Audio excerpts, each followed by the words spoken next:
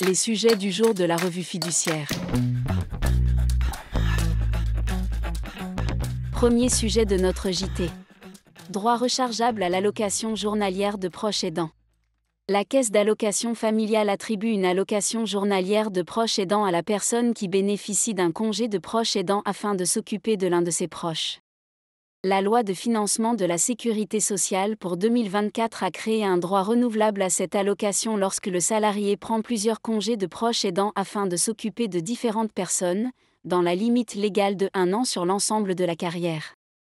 Un décret du 5 juillet 2024 permet l'entrée en application de cette mesure. Le décret fixe l'entrée en vigueur de la mesure au 1er janvier 2025. À partir de cette date, pour chaque nouveau proche aidé, le renouvellement du droit sera ouvert pour une durée de 66 jours.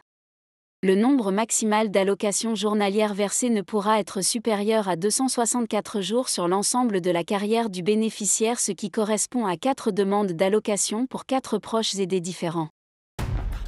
Deuxième sujet de notre JT. Investissement dans une ESUS. Les particuliers qui souscrivent au capital d'une PME peuvent, sous des conditions très strictes, profiter d'une réduction d'impôt sur le revenu dite « réduction Madelin ». Cet avantage fiscal s'applique également aux investissements réalisés dans une ESUS, entreprise solidaire d'utilité sociale. Au cours des années précédentes, son taux a été temporairement porté de 18% à 25%. Ce taux bonifié n'a pas été prorogé, sauf pour les ESUS. Après le feu vert de la Commission européenne, ce taux de 25% s'applique aux investissements réalisés dans une ESUS entre le 28 juin 2024 et le 31 décembre 2025. Troisième sujet de notre JT. Obligation d'information et de conseil du vendeur professionnel.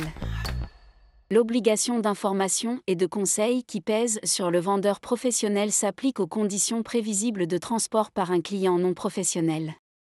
Dès lors, lorsque des particuliers achètent des marchandises lourdes ou volumineuses et veulent les charger dans leur véhicule, le vendeur doit les conseiller et s'opposer au chargement en cas de danger.